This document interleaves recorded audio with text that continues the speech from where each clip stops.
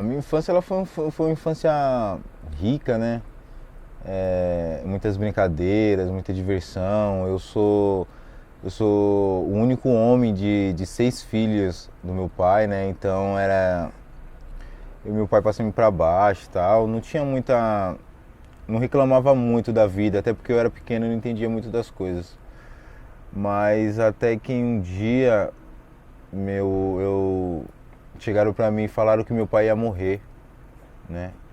E eu sem entender muito, fui procurar saber o que estava acontecendo e meu pai tinha brigado com os caras lá na quebrada lá. E os caras eram do corre. E aí esses caras falaram que ia matar meu pai teve que sair fora da quebrada. E aí foi louco, né? Porque, cara, meu pai era eu e meu pai pra cima e pra baixo, né? Meu pai era minha peça forte. E desse dia meu pai teve que sair fora da quebrada e os caras começaram a ir na porta de casa à noite, dar tiro no portão, falar que ia matar e tal, sabe? Aquelas ameaças, isso diariamente. Eu não tenho. Até que. Tem cigarro? Não tenho, chefe. E eles começaram a ir na porta de casa, dar tiro e. Era muito louco, né? Porque só tinha crianças dentro de casa e minha mãe. Minha irmã mais velha, acho que tinha uns 17 anos, era ela que saía pra perguntar pros caras o que eles queriam. E teve um dia que eles falaram pra ela que ficar tranquilo que não ia acontecer nada com nós, mas que eles iam matar nossos pais. E era muito louco porque eu via os moradores à tarde lá em casa e pegava as meninas, levava cada um para suas casas com medo de uma bala atravessar o portão e pegar uma da gente dentro de casa. E isso se estendeu por um tempo, até que minha mãe não aguentou mais aquilo, pegou uma casa de 70 mil reais, vendeu por 8 mil, para sair dali, para sair desse inferno que estava se tornando a nossa vida. E foi nesse momento em que eu coloquei na cabeça que se eu matasse esses caras, se esses caras morressem que estavam querendo matar meu pai, a gente poderia ter nossa vida de novo, voltar para nossa quebrada. E daí eu entrei pro mundo do crime, acabei me envolvendo com as drogas, virar um adicto, ir pro fundo do poço, sabe? Virei um traficante onde minha família não olhava mais pra minha cara. Eu era um cara drogado, que bebia, era o cara que acabava com as festas em família, em casa e tudo mais, sempre tretava, queria ser o bambambam bam, bam e tal. Eu lembro que teve uma vez que eu cheguei em casa, minha mãe tava chorando e aí eu todo malandrão, não, que pá, quem foi que mexeu com a senhora, eu vou pegar e tal e pá. E aí ela abriu minha gaveta e tinha uma .40 e um saquinho de droga lá dentro. E ela chorando falou pra mim que se a polícia chegasse lá ela ia ser presa e tal. E muito louco porque aquilo entrou no ouvido e saiu pelo outro. Eu já não era mais o filho dela, eu era um viciado em droga, né? Criminoso. E isso esse vida de crime, tráfico, droga se estendeu por um tempo até que em um dia num assalto eu fui preso. Fui condenado ao artigo 157, 7 anos de detenção. E preso no meio de vários caras contando várias histórias que roubaram, que mataram, que fazem, que acontece. Eu me olhei assim e falei, mano, não é isso que eu quero pra minha vida, sabe? Não é essas histórias que eu quero contar pros meus filhos e, enfim, se chegar um dia eu tiver nessa vida que eu levo. Então, a partir desse momento de lucidez, preso, né, nas situações mais precárias que o ser humano possa se encontrar, eu resolvi parar com as drogas, resolvi largar o crime, resolvi tomar as rédeas da minha vida. Então, paguei, fiquei preso durante 2 meses e meio, né? Fazendo daquele lugar a minha clínica terapêutica, a minha recuperação. E fazendo de tudo aquilo que eu estava vivendo, a mola compulsória para quando eu saísse, eu ter forças para passar por cima da vontade de usar, da vontade de estar no meio da maloca, de voltar de novo pro crime, voltar a ser bala, tudo de novo. E o que me ajudou bastante foi o desenho, né? Eu desenhava para os presos escreverem cartas para suas famílias. Com isso eu consegui ganhar pontos, né? Consegui juntar maços de cigarro e com isso minha família não precisou mais levar jumbo para mim. Tanto que minha família levou jumbo para mim uma vez só que eu estava preso. E de lá para cá eu consegui, através do desenho e dos artesanatos, eu consegui se manter lá dentro.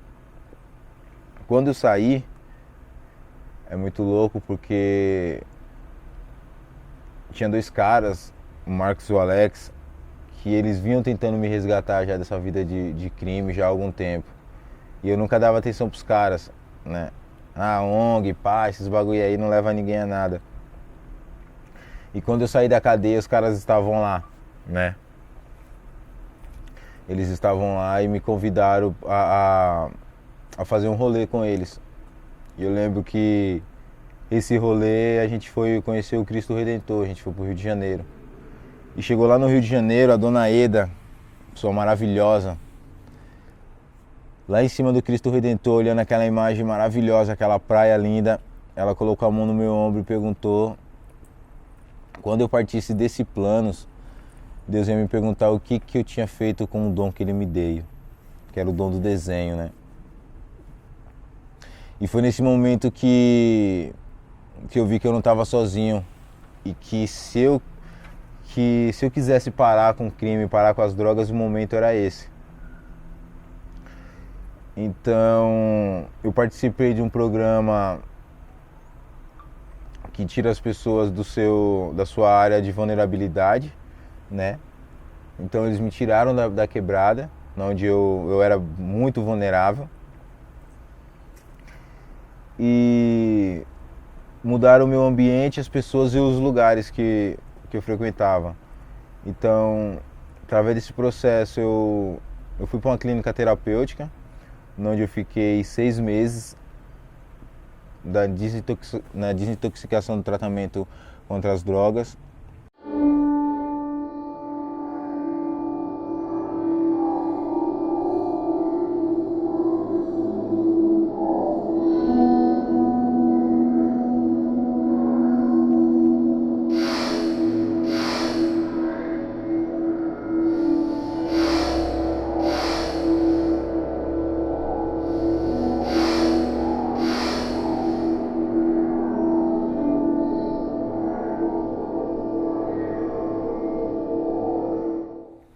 Volátil, desde pequeno, e sonhador antes mesmo de nascer, um aracatiano nato, de olhos ardentes, desconfiado até mesmo das sombras.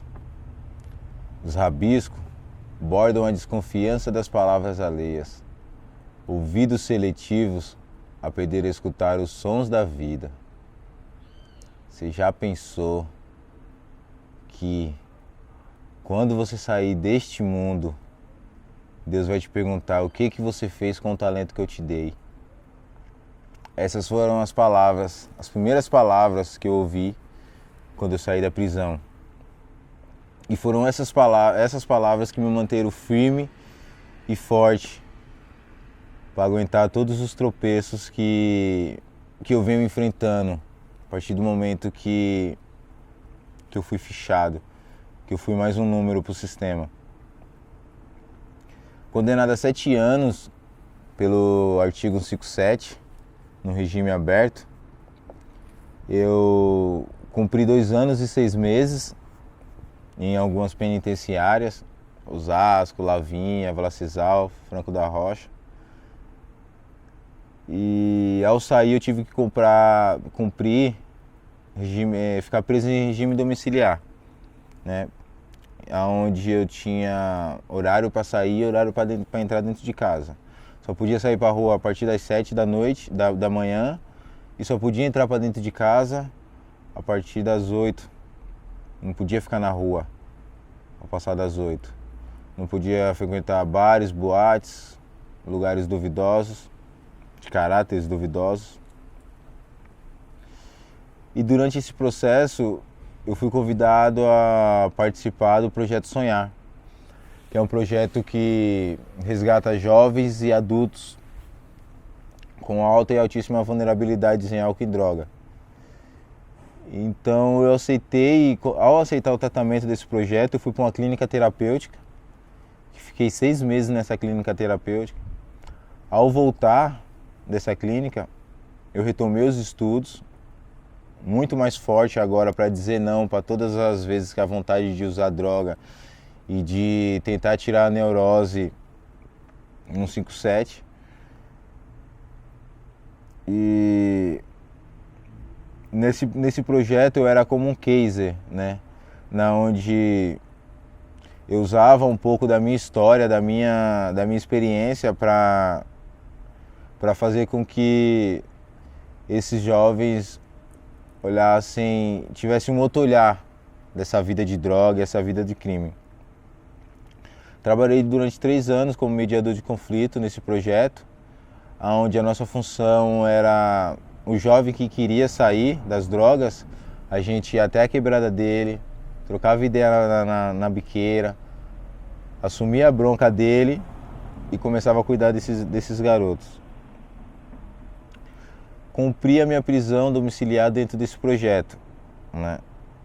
E ao sair do projeto Sonhar, ao dar baixa na minha carteirinha e tentar me reignificar no mercado de trabalho, eu descobri que é muito louco, né? Não importa o que você faça após sua prisão, você sempre vai continuar sendo um criminoso, né? Não existe segunda chance para quem já foi preso, né? E isso me faz pensar que antigamente, na escravidão, quando um escravo fugia, ele era marcado com ferro quente, né? Então ele tinha a marca do escravo fujão. Então para onde ele ia, apesar da pior maneira que os escravos eram tratados, esse escravo fujão, ele era tratado pior ainda, porque ele já tinha a marca, né, do escravo fujão. Então, para esse escravo sempre tinha 2 ou 3 correntes a mais para ele, né? E eu me sinto assim, porque é muito louco você voltar a estudar, você querer realmente fazer parte da sociedade, reconhecer que errou, pagar pelo erro, se qualificar para o mercado de trabalho, fazer uma boa entrevista de trabalho e na hora de entregar os documentos, que ela vê seu antecedente criminal, a pessoa muda completamente a feição, né? E inventa uma desculpa esfarrapada que eu acho que nem ela mesma consegue acreditar nesse tipo de desculpa. E aí é muito louco porque o que fazer depois disso, né? Como que fica a autoestima do cara? Vai pro chão, vai pra lona. E por incrível que pareça, nessas horas sempre dá vontade de passar por cima, né? De falar, mano, se eu tivesse com minha peça aqui agora, as ideias seriam outras. Mas é muito louco viver nessa sociedade onde que para nós, periférico, das comunidades pobres dos lados sul, a nossa carta de alforria ela vem através de uma faculdade, né? Na onde você precisa fazer uma faculdade para você pegar um diploma, que para nós não é diploma, é uma carta de alforria, que além disso você ainda, além de ter essa carta na mão, você ainda tem que passar por vários preconceitos diários. Tem pessoas que não admite dividir o mesmo espaço com você, né? É muito louco você estar na fila, você ir parar em certos tipos de lugares para comprar um pão ou para comprar uma alimentação e ter uma pessoa branca na fila na sua frente e essa pessoa ela olha para você, sorri e fala, pode passar, não tô com pressa não, ainda vou pegar mais alguma coisa. E você fala, pô, que pessoa bacana, legal, mas quando na verdade ela tá com medo de que você pegue a carteira dela que tá atrás, né? Então, isso é um pouco das coisas que a gente passa diariamente, né? É muito louco você não poder levantar a cabeça na hora do enquadro, né? Você ser abordado e na hora da abordagem você ser tratado como um número, não como uma pessoa, né? Tem passagem? Tem, então as ideias com você é outra, né? Tá fazendo o que aqui? Tá roubando o que? Qual é o carro que você quer roubar? Qual é a mansão que você quer pular? Né? E é muito louco, porque assim, você toma um enquadro à noite, mano, com passagem, sabe? Não importa o que você tá fazendo, não importa se você tá vindo da faculdade, não importa se você tá vindo do trampo, sabe? Não importa, enfim, a sua crença. Se você é pretinho, na quebrada, tem passagem, tomou um enquadro à noite, fião, grita, bate nos portão para os vizinhos acenderem as luzes, acordar, porque o chicote estrala. Eu nunca me esqueço do enquadro que eu tomei, que foi da Rota, e parecia brincadeira. Eu me senti um cidadão nesse enquadro, porque eu nunca fui tratado dignamente pelas autoridades que nem eu fui pelos caras da Rota. Fui abordado, me pediram licença para poder me revistar, né? Em nenhum momento eu me senti intimidado, e depois da abordagem eles ainda me perguntaram se eu tinha me ofendido com a abordagem, se eu tinha me sentido agredido e que eu podia disponibilizar da polícia militar. Os caras foram embora, eu fiquei assim, falei, caralho, mano, primeira vez que eu tomo enquadro assim na minha vida, primeira vez que eu fui tratado nem gente mesmo, né? Mas enfim, isso são coisas que a gente sofre diariamente, né? Todos os dias. Não vai mudar. Tem muita coisa para ser mudada ainda. E esses tipos de detalhes, esse tipo de coisas, é que me faz pensar em qual é a ideia de recuperação para país detento, para as pessoas que realmente querem mudar. Porque se você parar para analisar, se você for olhar a ficha criminal de 10 pessoas que estão presas, 9 são residentes, tem 2, 3 passagens. Isso é a prova concreta de que o sistema penitenciário não funciona, sabe? Você pega um monte de criminosos e coloca dentro de uma cela, onde a única coisa que eles podem fazer ali dentro é se matarem entre si e ficar planejando fuga, porque não tem uma biblioteca, não tem, sabe, não tem educadores que vão preparar essas pessoas para o mundo que estão aqui fora, porque o cara fica 10 anos preso, o mundo muda em 5, em 3 anos, a tecnologia cada vez chegando potencialmente mais forte, e o cara tá lá preso. Por mais que o cara tenha uma consciência de que dessa vez chega, não quero mais essa vida pra mim, mas ele não tem nada que ele possa se escorar lá dentro, que ele possa já dar continuidade nessa nova mudança da vida dele.